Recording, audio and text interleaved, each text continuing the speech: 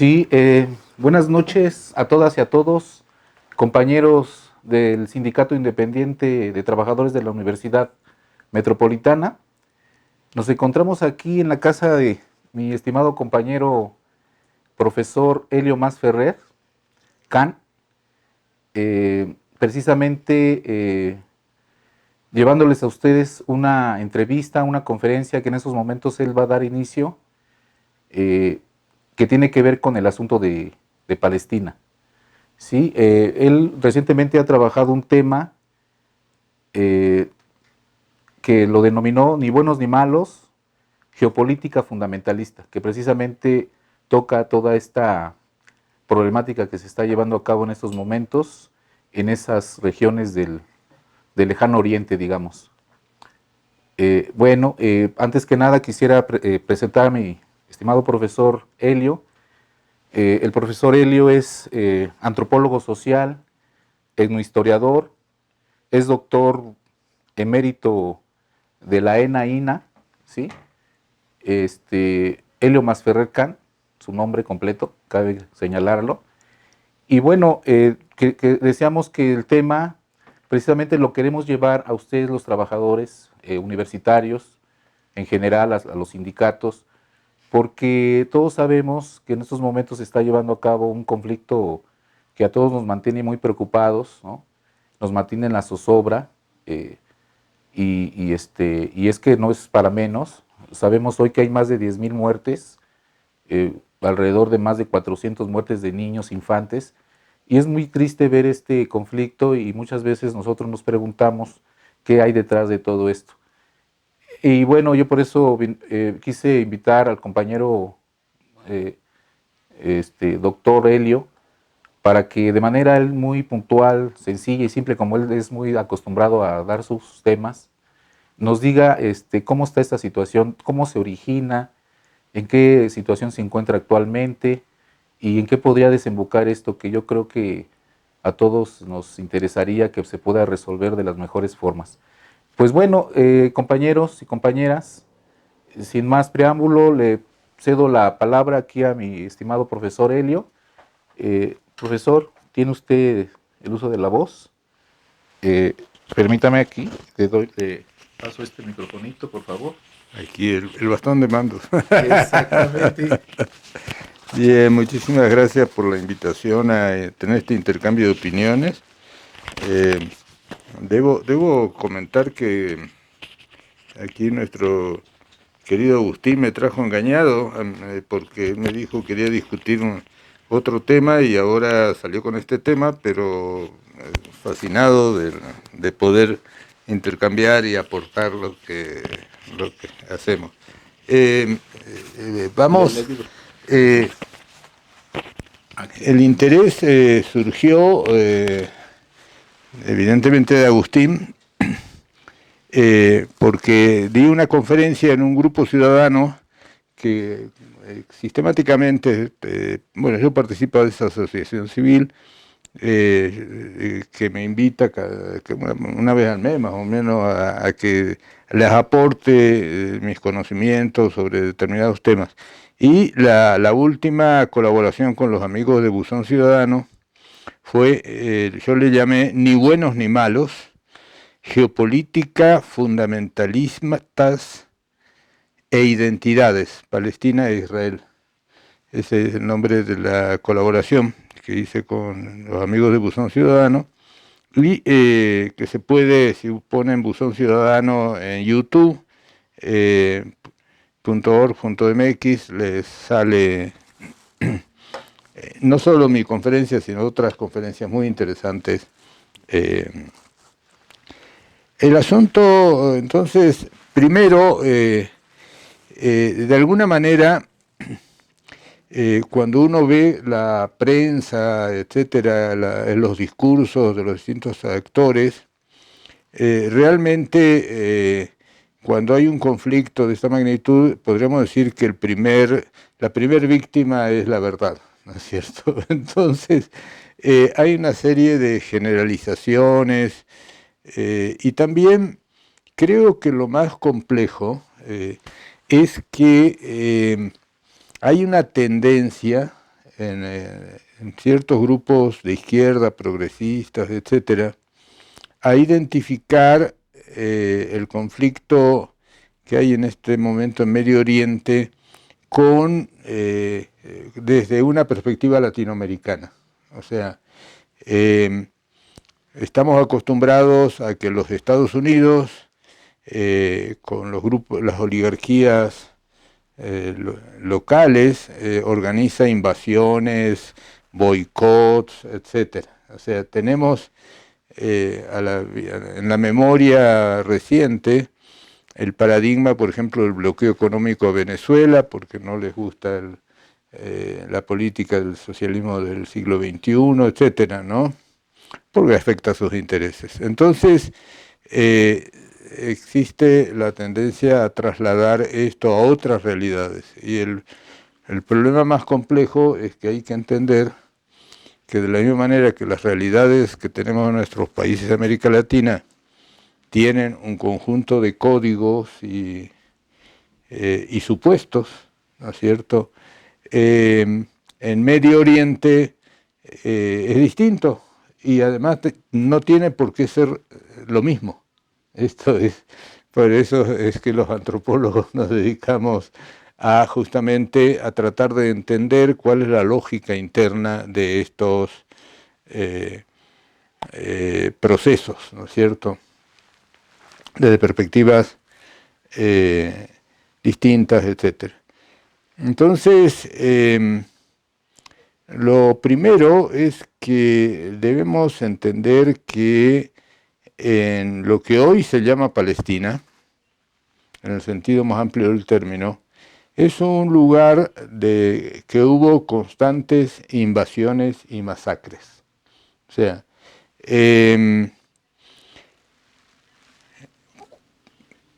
¿cuándo llegaron los judíos? Según sus cuentas, los judíos llegaron a Palestina en aproximadamente el 700 antes de esta era. O sea, los judíos están ahí. Pero cuando llegaron los judíos a la tierra prometida, con Moisés, Abraham, bueno, primero fue Abraham, después van a la esclavitud en Persia, en Egipto, llegan con Moisés, ya hay otros grupos étnicos, y ahí se van acomodando. Entonces los judíos están de siempre, y los palestinos están de siempre, ¿no? Esto es lo primero que hay que tener claro, porque cuando uno lee la prensa, ciertos discursos, pareciera que los judíos llegaron ayer, ¿no es cierto? Y eso no es así, siempre estuvieron. Y entonces los judíos te sacan la Biblia y te dicen, pues aquí está, lea el Antiguo Testamento, ¿no? Y entonces, esta es nuestra escritura de propiedad. O sea, Dios nos dio esta tierra, ¿no? Entonces, primer cuestión a tener en cuenta. Llega el Imperio Romano y domina la región, ¿no? Y los judíos se rebelan contra el Imperio Romano porque ellos dicen, pagamos un impuesto, pero pagamos el tributo, pero esa famosa frase de Jesús, dad al César lo que es del César y a Dios lo que es de Dios. ¿A qué se refiere? Al tributo que le pagaban los judíos a los romanos, pero lo que está diciendo es no voy a adorar al César, o sea, porque los judíos no podían adorar personas, ¿sí? Dios es invisible, etc. Entonces, están desde ahí. Después, finalmente, se siguen insurreccionando y los romanos derrumban el templo de Jerusalén. Es la segunda, bueno, hay dos destrucciones del templo, no voy a hacer toda la historia, y se llevan a una cantidad importante de judíos como esclavos a Roma. Entonces, si usted va a Roma, cerca del Vaticano, hay un barrio judío que está ahí desde el 70 de esta era, que son los judíos que fueron llevados por los romanos como esclavos. ¿Ya? Después, bueno, estoy sintetizando, Después vienen en el 600 y tanto invaden los omeyas, ¿sí? Que son musulmanes, y comienza el proceso de conversión al Islam, ¿sí? Y están ahí en Palestina, viven los judíos y otros grupos étnicos. Ahora, cada grupo tenía su distinto estatus, o sea, las reglas eran de acuerdo al grupo étnico al que tú perteneces. Los mexicanos decimos igualdad ante la ley, ahí no hay ley, o sea, cada quien es de acuerdo a la etnia o religión que tiene.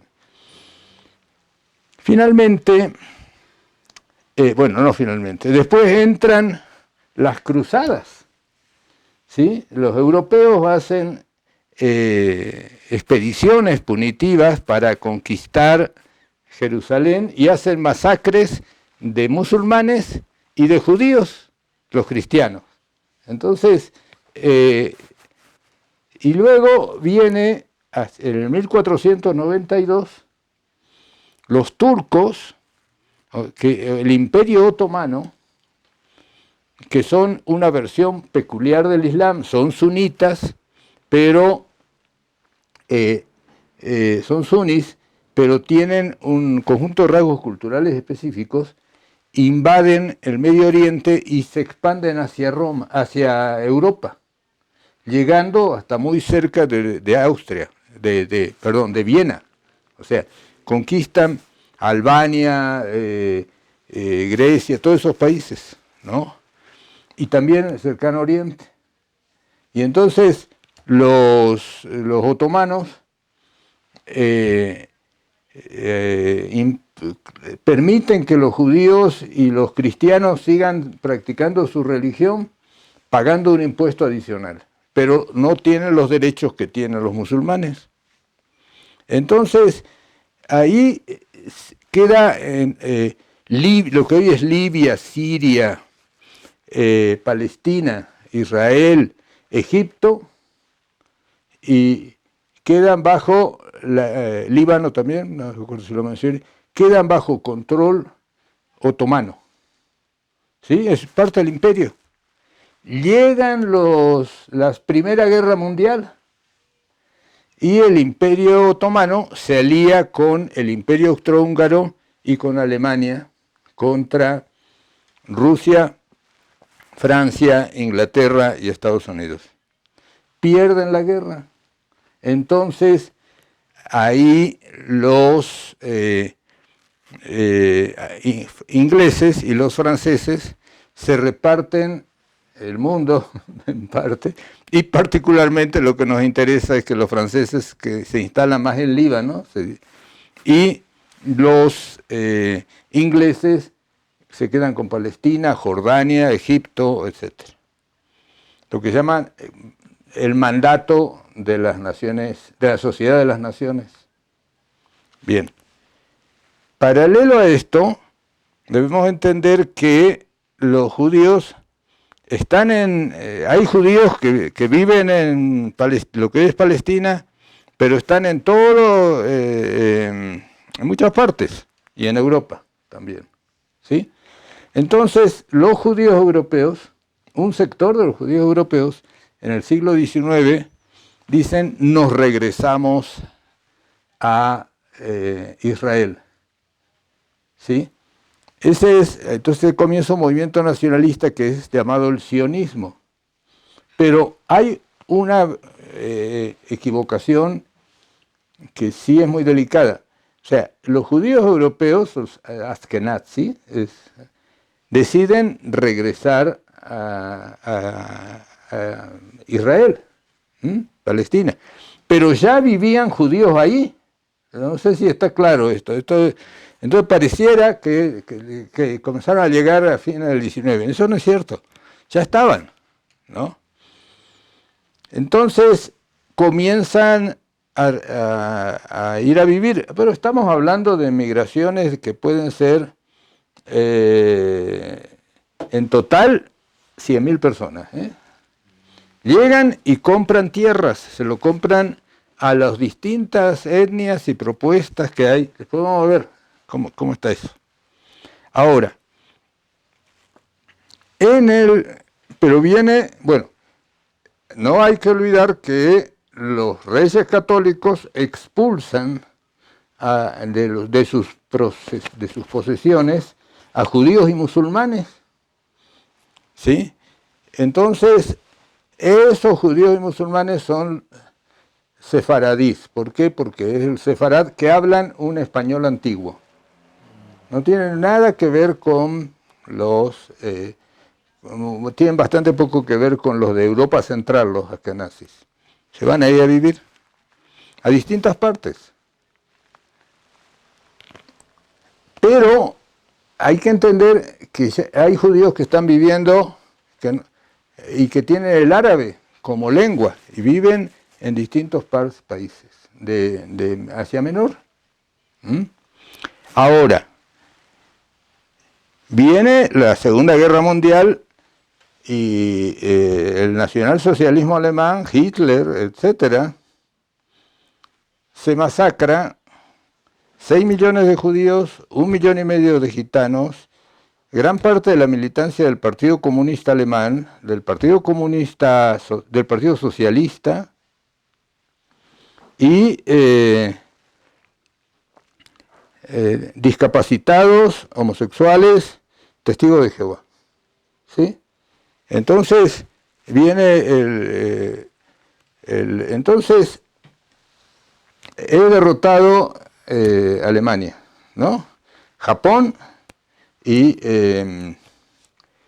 bueno, ahora, ¿cuál es el otro problema? Es que, y esto es importante para entender lo de Ucrania y el comportamiento de Israel sobre Ucrania, que eso es clave porque también hay otros lugares comunes. Los alemanes, cuando avanzan hacia la Unión Soviética, van generando grupos de ultraderecha que cooptan. Y entonces generan regímenes pro-nazis en Francia, con el mariscal Pétain,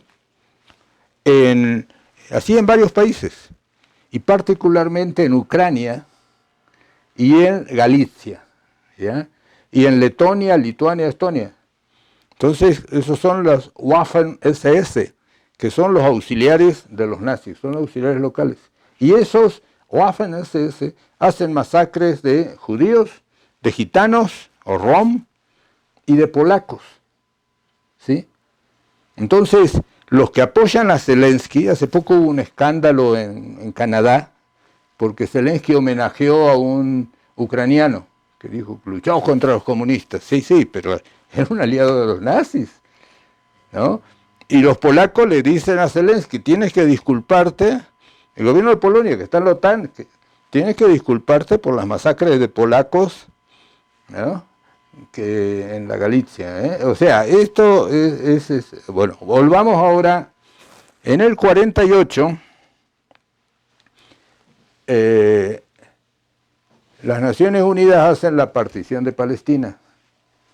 ¿Eso qué quería decir? Que iban a crear un Estado judío y un Estado palestino, musulmán, digamos, de mayoría musulmana, y un Estado de mayoría judía. Las Naciones Unidas de alguna manera sienten que le tienen que dar a los judíos un espacio después de las masacres que había habido en la Segunda Guerra, ¿no? Entonces, ¿quiénes votan a favor? La Unión Soviética y Estados Unidos votan a favor de la creación del Estado de Israel. Votan en contra los estados árabes musulmanes. Ahora, hay otra cosa que hay que tener claro, porque también es otro error. No todos los árabes son musulmanes, ni todos los musulmanes son árabes. Que la mayoría de los árabes son musulmanes, es cierto, pero los egipcios no son árabes y son musulmanes en su mayoría. El 10% son cristianos en Egipto. Los persas son chiitas, no son sunnis. Son otra variante del Islam que es considerada idolátrica por los sunís. ¿Sí? Y ¿dónde son mayoría los chiitas? En Irán, en Irak, y tienen grupos importantes en Siria y en Líbano. ¿Sí? Esto es importante, tenerlo claro. Los talibanes, la mayoría de la población de Afganistán son chiitas, son sunís, no son chiitas. ¿Mm? Y entonces, los países árabes musulmanes, o sea, los que están en el entorno más cercano, atacan a el Estado de Israel que se formó el día anterior. ¿Sí? El detalle es que los israelíes que tenían kibbutz, granjas colectivas, etcétera, tenían un buen entrenamiento armado. ¿Por qué? Porque ellos habían participado, muchos de ellos, de la Segunda Guerra Mundial, y se habían ido a vivir ahí. Entonces tenían personal militar. El asunto es que le ganan la guerra a los musulmanes. Los derrotan. Entonces se produce un cese el fuego, o sea, no hay paz. Cese el fuego. Termina la balacera, para decirlo en términos populares. Tregua. No. Ni tregua. No, ni tregua. Cese el fuego. Y quedan una serie de líneas de a cómo estuvo ahí la balacera. Entonces, el Estado de Israel avanzó y tomó tierras que le correspondían a los musulmanes. Y a su vez los musulmanes tenían territorios que, según Naciones Unidas, le tocaban a los judíos. Bien, el asunto es que queda, para decirlo en pocas palabras, quedan, podríamos decir, 3 tipos de palestinos.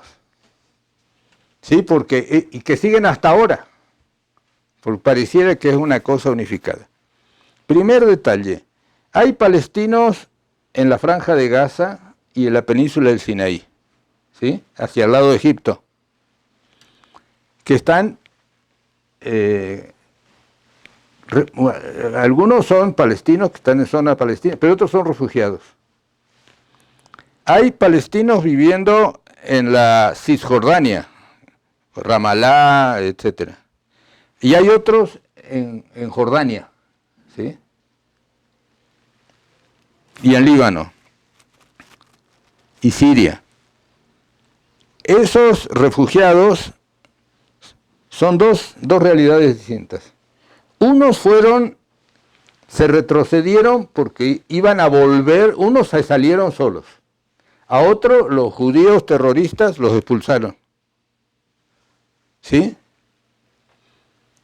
Un sector de los judíos son ultras, otros no. ¿Ya? Pero a su vez, los musulmanes expulsan a todos los judíos de Asia Menor, hostilizan en Líbano, en Siria, etc. Y esos tienen que ir a refugiarse al Estado de Israel. Digamos, hay un intercambio hay expulsiones mutuas, por decirlo amablemente. Pero además, para complicar más el panorama, hay palestinos que nunca se fueron de donde estaban, porque los judíos que estaban en ese rumbo no se meten con ellos. ¿Sí? Entonces queda configurado el Estado de Israel con una estructura multirreligiosa. Otro error, que son todos los que Israel es sinónimo de judíos. No es cierto. El 75% de la población de Israel son judíos. El 1,5% más o menos son cristianos. Y alrededor del 23,5% son musulmanes. Sí, pero los musulmanes no son un bloque homogéneo, hay distintas versiones, ya les dije, sunitas, chiitas, pero además los drusos son de tradición musulmana, pero son considerados idólatras, por, creo que está aquí, son considerados idólatras por los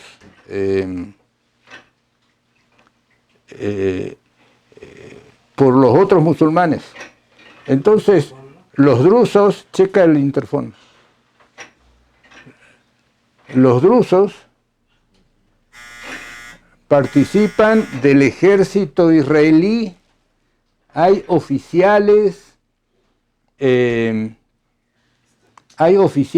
drusos, generales drusos, no todo el ejército de Israel, la FDI,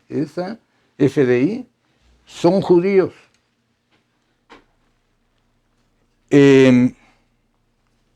Otro asunto, los musulmanes que se quedaron en el Estado de Israel son ciudadanos israelíes, votan en las elecciones y tienen diputados en el Knesset, que es el Parlamento de Israel. Incluso el que estuvo antes, Gantz, el que estuvo antes del primer ministro, que Netanyahu, entró de primer ministro con el voto de los musulmanes, que tienen dos partidos, uno más fundamentalista y otro menos fundamentalista. Entonces, esto es otra cosa que es importante tener claro, porque cuando uno escucha una serie de generalidades, ahora, hay otra cuestión. El fundamentalismo en el mundo musulmán es impulsado por los Estados Unidos. Hay dos tipos de fundamentalismo. Uno son los chiitas iraníes, ¿sí? Los chiitas que son de la etnia persa, porque en Irán hay etnias musulmanas que son sunis, como el caso de los drusos, de los kurdos. Entonces, los kurdos están en un conflicto con... los kurdos están en un conflicto con los turcos. Los turcos consideran que el Partido de los Trabajadores del Kurdistán son terroristas. Entonces,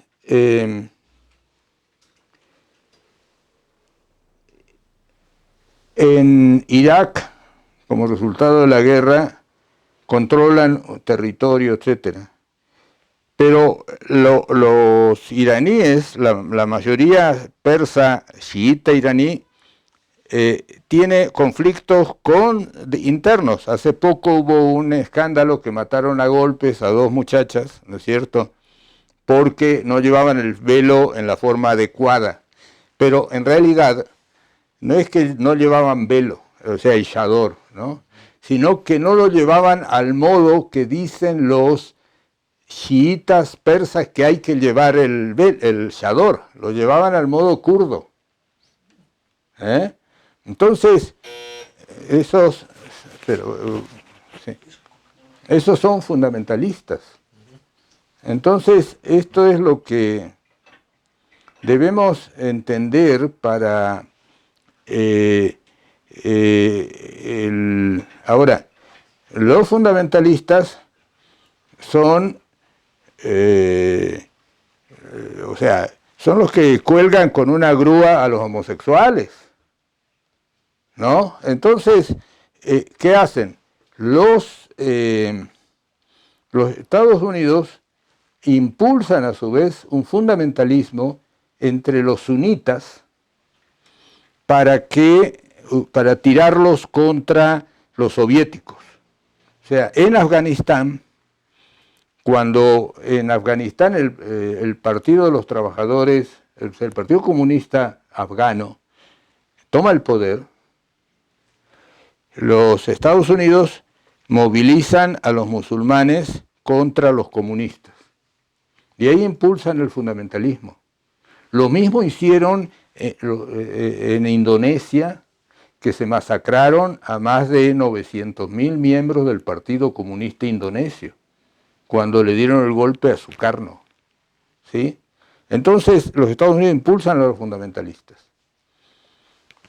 a un sector de los fundamentalistas. Ahora, Osama Bin Laden les ayudó a limpiar a los soviéticos, pero el Partido Comunista de Afganistán se mantuvo 8 años cuando ya había caído la Unión Soviética, ¿no? Finalmente lo derrotan y los aniquilan, o sea, se masacran a todo el Partido Comunista de Afganistán. Y los fundamentalistas en Irán, se masacran al Tudeh, que es el Partido Comunista de Irán. Entonces, para decirlo amablemente, no son de izquierda, ¿no? O sea, esto es lo otro que, o sea, los fundamentalistas chiitas son, podríamos decir, conservadores, para decirlo algo, si quieren.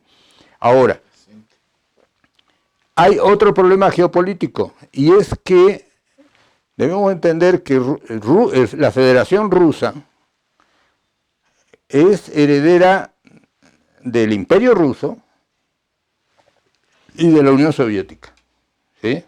Entonces, ¿cuál es el problema que tiene la Federación Rusa en términos geopolíticos?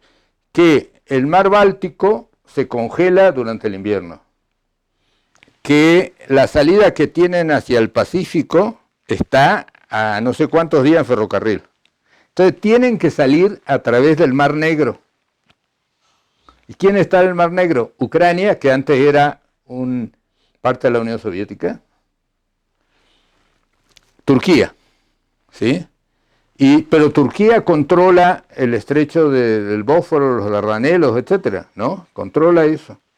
Entonces, Rusia tiene que negociar con Turquía de cómo sacar los barcos a través del Mediterráneo. Pero el Mediterráneo es controlado por los ingleses en el estrecho de Gibraltar. Entonces la única salida no controlada por la OTAN del Mediterráneo, de todos los bienes que pueden sacar los rusos en un barco, es por el canal de Suez. Entonces para ellos es estratégico, o sea, debemos entender que juegan los rusos como una potencia regional. También.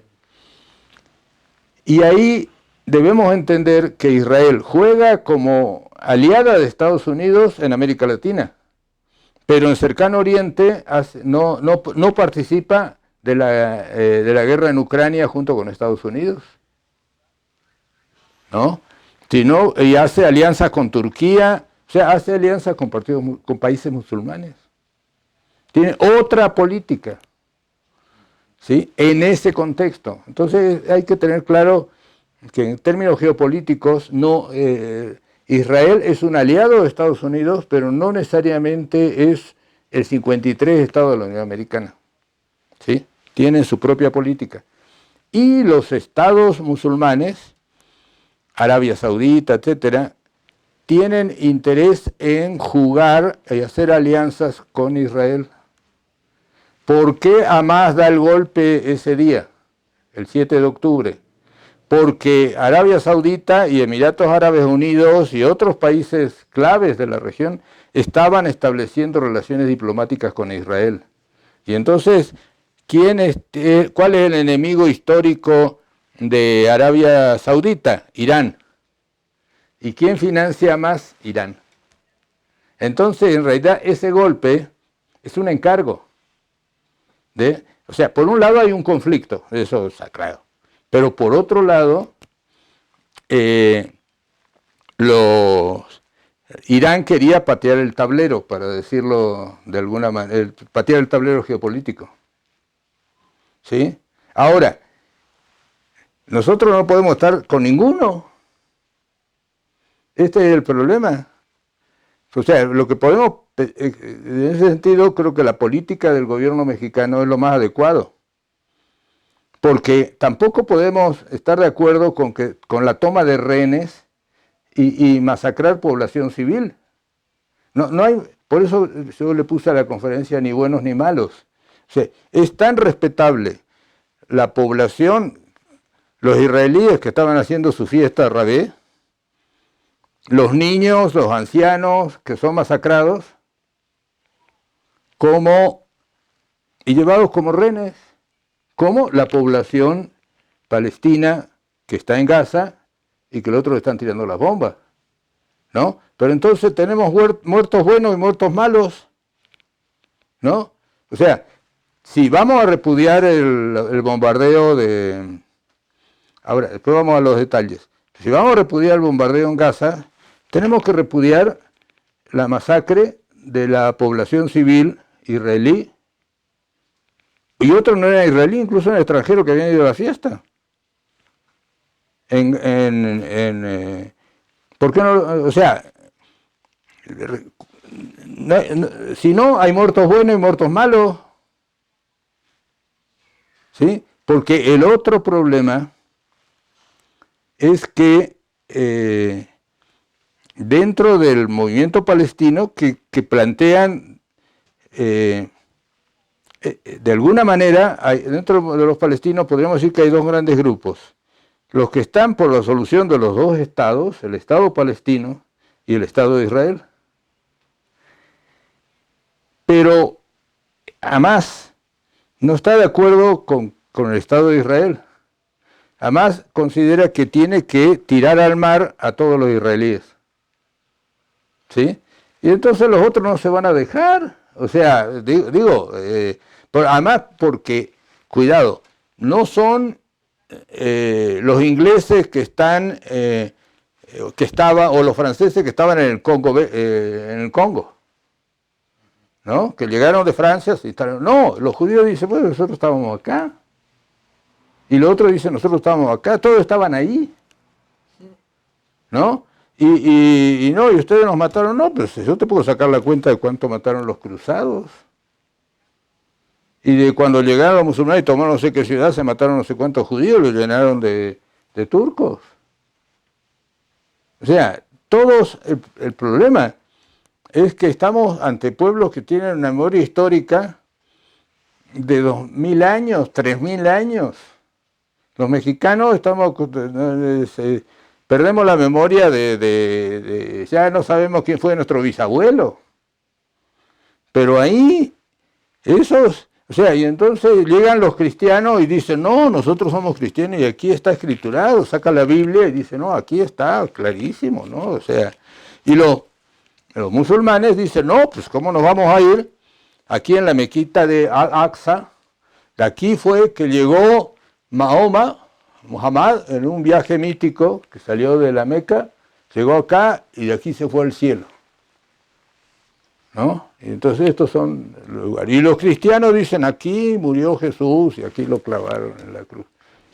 Entonces el problema es que están manejando discursos como si eso fuera un país africano que llegó la minoría blanca y se instaló, pero eso no es así.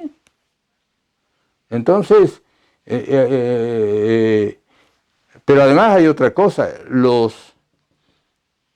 ahora vamos a la geopolítica. De alguna manera lo que están haciendo los israelíes es lo siguiente. Ellos, porque cuando uno veía Gaza, veía un montón de edificios construidos. ¿De acuerdo? Esa es la foto. ¿Quién construyó esos edificios? Nadie se lo pregunta. Esos edificios fueron construidos con dinero de Irán y de otros países musulmanes. Y entonces se generó un sistema clientelar por las propias condiciones de vida, que yo te doy un depa, una lana para te beco, si consigues trabajo mejor por ahí, y si no. Pero aquí abajo en el sótano tenemos los túneles. Entonces, los israelíes dicen, te aviso que tienes 1 hora para irte. Los otros dicen, no me voy, porque Hamás le dice, no te vas. Y entonces, ahí tiran la bomba. Que violan los derechos humanos y todo esto, sí, sí, pero de alguna manera son escudos humanos de los otros. Entonces, ahí esto es importante para entender la táctica de Israel. Israel te avisa que te va a bombardear. Te dice la población se tiene que ir para allá. ¿Por qué se va para allá? Porque saben que ahí están los túneles. Entonces, ahí tienen que ir. Si se quedan los civiles, quedan en el medio del tiroteo. Es una táctica guerrillera, antiguerrillera que se llama vaciar el agua de la pecera. O sea, quitarle la población civil que sustenta al movimiento guerrillero. ¿Sí? Y dejar a los otros aislados. Entonces, por eso dicen, bueno, no vamos a hacer alto el fuego. 4 horas para que salgas, 4 horas para que salgas, 4 horas para que salgas. ¿Por qué? Porque los otros están en los túneles. ¿Por qué no aceptan la tregua? Por eso decía, no es lo mismo un cese el fuego que la tregua. Porque definitivamente los otros van a seguir en los túneles. Y en los túneles tienen los abastecimientos para aguantarle ahí todo el tiempo que tú quieras. Además tú no sabes por dónde salen. Entonces es una cosa de locos. ¿No? Evidentemente le están quitando la base social a Hamas. Ahora, Hamas es un movimiento fundamentalista islámico.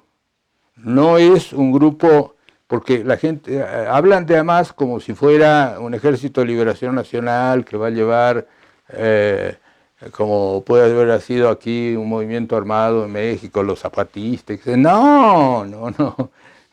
Hay que tener claro que son corrientes fundamentalistas del Islam.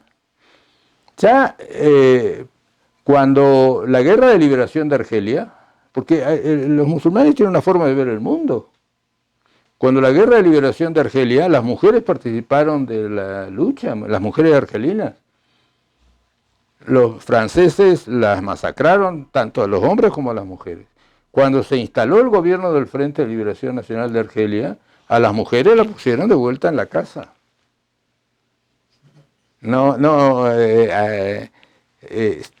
Siguiendo sus pautas culturales, que los hombres son sociedades patriarcales.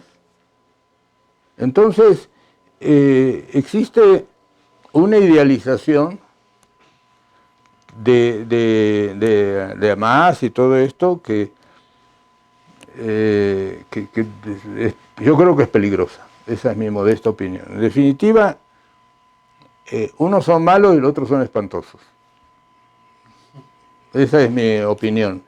Como sociedad, lo que podemos pedir, entendiendo que hay diferencias culturales impresionantes, es el respeto a los derechos humanos de todos, pero de todos. Entonces, es tan válida la liberación de los rehenes, porque se llevaron de rehenes no solo personal combatiente, se llevaron niños, ancianos, gente de 80 años, bebés, cadáveres, ¿no? Se llevaron cadáveres. Entonces, en esa perspectiva,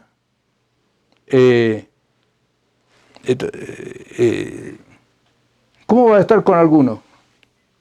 Este va y dice, yo te avisé, y te tiran la bomba. Y el otro dice, aquí se viene para acá. Y además estaba ahí en la fiesta, estaba en el lugar equivocado, estabas en un kibutz, y ahí te quemo vivo dentro de tu casa. Entonces, pero eso no eran combatientes. O sea, el problema es que en el proceso de radicalización de los palestinos apelaron a un conjunto de estrategias que son claramente violatorios de las normas de la guerra, de los conflictos internos, etc. O sea, cuando yo me acuerdo, cuando era joven, hace como 40, 50 años, dentro de los movimientos palestinos había grupos muy interesantes. En Israel estaba el Partido Comunista de Israel, que era multirreligioso. Había judíos y árabes en el Partido Comunista. Finalmente, Después de la caída de la Unión Soviética, etcétera, se desinflaron. Pero Israel lo fundan corrientes socialistas. Se van derechizando. Pero también hay un proceso de derechización en todo el planeta, ¿no es cierto?, después de la caída del muro. Y luego hay una migración importante de judíos exsoviéticos, que esos son anticomunistas. Como hay en muchas otras partes, gente que sale de la ex Unión Soviética, o sea, la ultraderecha alemana es la gente que estaba en la Alemania del Este, ¿no? Entonces, por un lado hay un proceso de derechización de Israel, pero también de los palestinos. Pero además los estados árabes nunca forman el Estado palestino, ¿no? Porque hay territorio controlado por los palestinos. Recién ahora están comenzando a ver. ¿Por qué no lo hacen? O sea, los jordanos se quedan con una parte del territorio, los libaneses con otro, entonces ahora están ahí. Ahora, vamos ya los estados musulmanes se están haciendo los tontos y están haciendo, esta es mi opinión, que los israelíes le hagan el trabajo sucio. ¿Por qué los egipcios, que sí tienen frontera con Gaza, cerraron la frontera? Porque no quieren que vayan los fundamentalistas musulmanes a Egipto. En Egipto, el actual gobierno se ejecutó a más de 70 y tantos hermanos musulmanes fundamentalistas, ¿no? Entonces, no quieren que lleguen los fundamentalistas. Cuando salieron los que salieron ahora, ¿qué dijeron? Se van. No le dijeron, quédense acá, hermano. No, se van. En el 73, por ahí, cuando fue la guerra de Yom Kippur, los países musulmanes productores de petróleo se solidarizaron con los palestinos y cerraron la exportación de petróleo a los países occidentales, y ahí que a los mexicanos nos convino, porque el petróleo de 5 o 6 dólares que se subió a 100 dólares, ¿no? Ahora no mueven un dedo, sacan comunicados, pero esa es pura saliva, ¿no? Los están dejando a la deriva. ¿Por qué? Porque le tienen miedo, porque los fundamentalistas salen de frente. Y de la misma manera que Osama Bin Laden le ayudó a los gringos a tumbarse a los soviéticos, después le tumbó las Torres Gemelas. Y entonces Irán le mueve los rebeldes hutíes en Yemen, o sea, le mueve las fichas. Y entonces los estados musulmanes, no digo que esté bien, quiero que quede claro, no, yo no estoy, no podemos ser ingenuos, los están dejando hacer, que le hagan la chamba. Si no, si los otros llevan un mes y dicen, necesitamos 2 o 3 semanas más, ¿no? Entonces, y los otros, bueno, tómate unos días.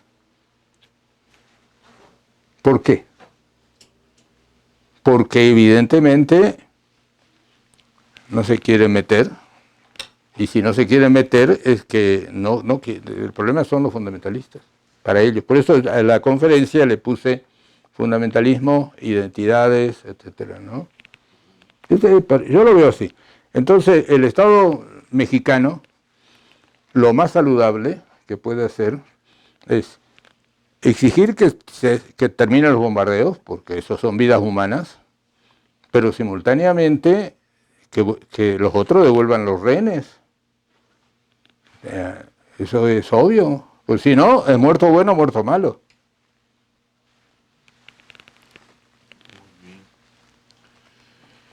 Oye, el tema de verdad está muy importante, profesor Helio, y como hemos dicho otras ocasiones, da para más. O sea, yo creo que en una plática como esta no podríamos agotar toda la información.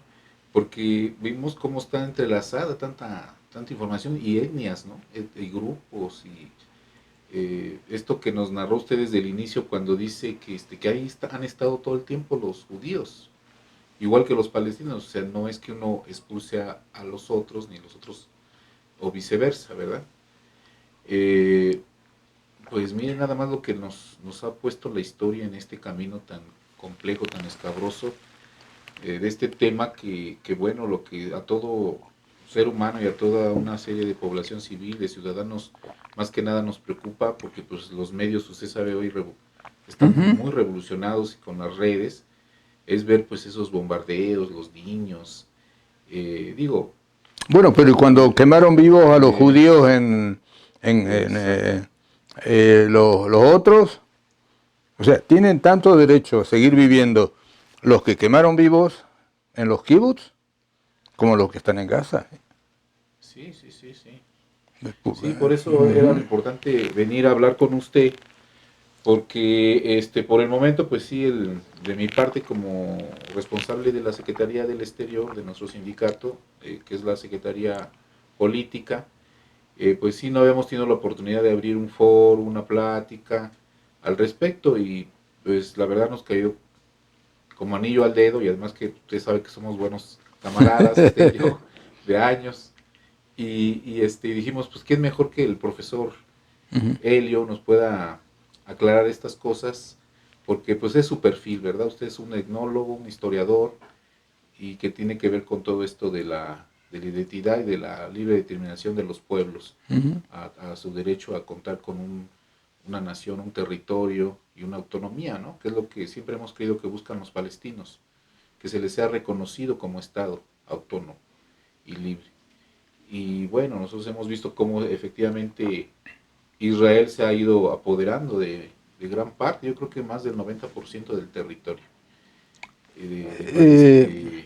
Eh, Me refiero sí, sí, pero esa es una hipótesis mal materialmente y construida. mal construida también. Y te voy a decir por qué. Ajá. Cuando Israel hizo la paz, o sea, Israel, todo esto de los asentamientos irregulares y toda esta vaina, ya Israel lo hace siempre, ¿sí? Y entonces después dice, firmamos la paz y saco la gente. Esto es una estrategia. O sea, de alguna manera yo avanzo para después retroceder y aquí te gané un poquito. Como decía Lenin, un paso atrás y dos adelante. Entonces, los israelíes tienen un territorio. Le ganan la guerra a los egipcios y llegan hasta el canal de Suez. ¿Sí? Entonces, ahí ponen sus asentamientos en todo el Sinaí. Los egipcios dicen, firmamos la paz. Entonces, ¿qué hacen los israelíes? Dicen, te devuelvo todo el Sinaí y a los colonos que tenían asentados los sacan. Tierra por paz. ¿Ya? Esa es la negociación. Entonces, ¿qué dicen los egipcios? Firmamos la paz, pero no me devuelvas Gaza. O sea, los israelíes siguen como potencia ocupante de Gaza porque los egipcios dijeron, devuélveme toda la península del Sinaí sin Gaza. ¿Por qué? Porque sabían que en Gaza estaban los fundamentalistas islámicos y ellos no se querían comprar, ¿no?, a los fundamentalistas islámicos, porque iban, o sea, lo que está haciendo Israel con Hamas lo hubiera tenido que hacer el Estado egipcio si se lo devolvían. Esa es mi hipótesis. Porque los egipcios dicen, no, no, no, te lo dejo, ¿no? Entonces, firman la paz con Israel, hacen relaciones diplomáticas, los israelíes sacan sus colonias. Si los palestinos, firma la paz con Israel, Por supuesto, no sé si todos, pero una gran parte de todos esos asentamientos ilegales los sacan. Entonces, eso es una lectura muy sencilla, pero no parten de lo que es la realidad. ¿Qué pasó? ¿Por qué firmó la paz con Jordania? Por dos razones. Los ingleses se inventaron el reino de Jordania. Los ingleses son una fiera, ¿eh? Por eso los antropólogos estudian. Hay una escuela inglesa de antropología. Los ingleses inventaron Jordania. La mayoría de la población de Jordania son palestinos. Si se hiciera una elección democrática, los palestinos ganan en Jordania. Y entonces, ¿qué hacen? Crean un reino autoritario. Y ese reino autoritario de Jordania tiene un ejército formado por los británicos, la Legión Árabe. Cuando por el 70, por ahí, 70 y tantos del siglo pasado, los palestinos que tenían las armas dijeron, pues, mientras estamos esperando a volver con los judíos, vámonos contra el rey de Jordania. Le dio cuello. Y se masacró a todos los palestinos. No se sabe cuánto mató. A tal punto fue la masacre que los palestinos cruzaron la frontera con Israel y se entregaron al ejército israelí para que no los masacraran. Eso se llama el Septiembre Negro en Jordania. Buscan en Wikipedia, ahí está Septiembre Negro. Entonces, lo que debemos entender es que otra fantasía que uno ve ahí en la prensa, es que los musulmanes son todos hermanos, son homogéneos, etc. La lógica es yo contra mi hermano y yo contra mi primo, mi hermano, mi primo y yo contra el extranjero, ¿no? Entonces se los masacraron. Jordania firmó la paz con Israel, el reino de Jordania, pero la mayoría de la población de Jordania son palestinos, pero no tienen derechos políticos. Tienen más derechos políticos los palestinos en el Estado de Israel que en Jordania.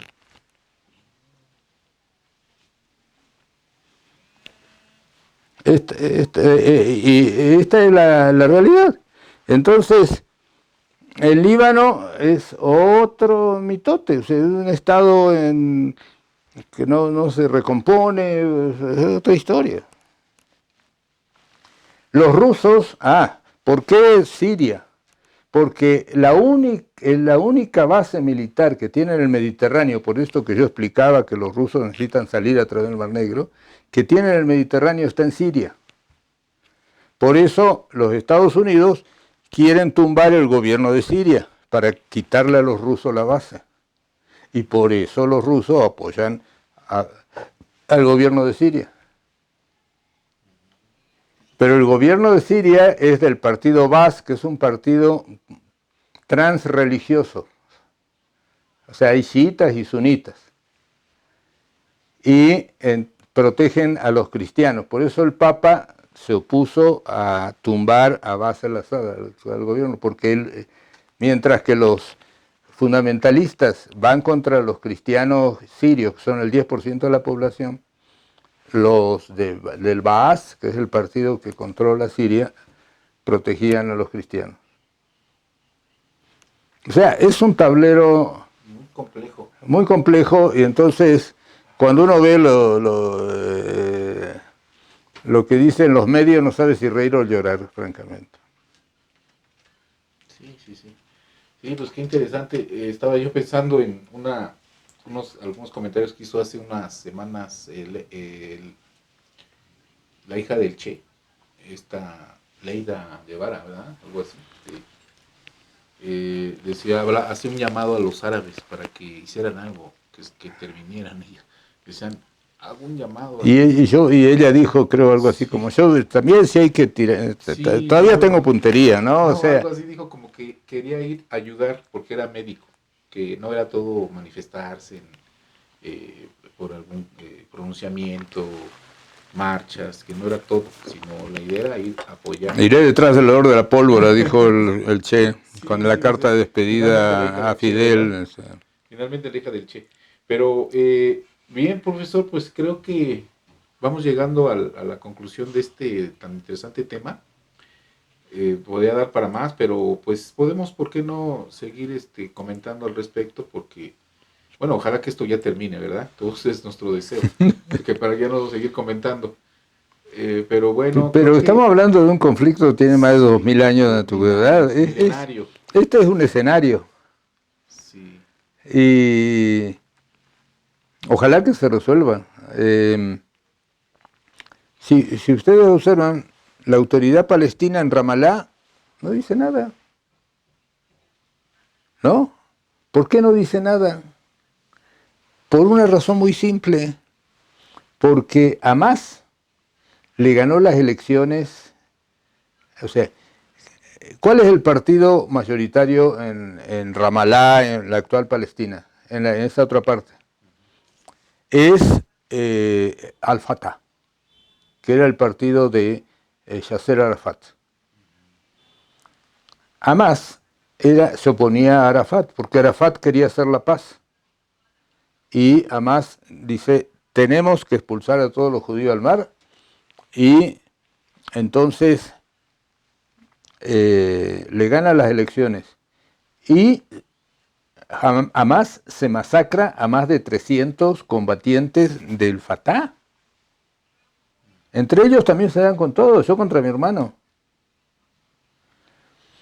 Entonces los del Fatah están ahí como esperando a que de vuelta, a que Israel le haga el trabajo sucio. Por eso están calladitos, por eso están todos callados, nadie dice nada. ¿Por qué no bloquean el petróleo? ¿No? Con todo el lío que tienen en Europa, en Ucrania y todo eso, con los rusos y todo esto, podrían decir, mira, acá te tengo contra la pared.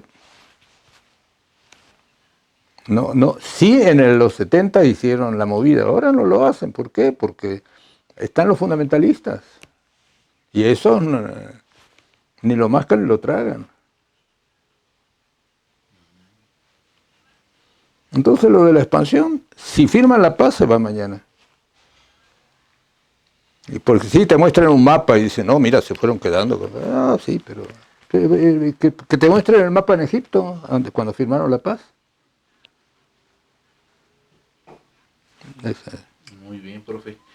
Pues con esto vamos cerrando, creo, porque sí, ya me parece que pasamos un poco, pero muy interesante, profesor. Acá los Pues bien, compañeros, el cámara, pues aquí que lo dejaron fuera del escenario aquí. no, aquí estamos con usted, Y llegó acompañándonos. el comisario político ahí, Muy bien, mi profesor Helio. Pues miren, no nos resta más que Seguimos en contacto, no nos a resta, la profesor, orden. de verdad darle un agradecimiento por esta plática que usted está dando, lo están viendo los trabajadores universitarios de la UAM, del CITUAM, integrantes del CITUAM y el sindicalismo, ¿verdad? En general, universitario.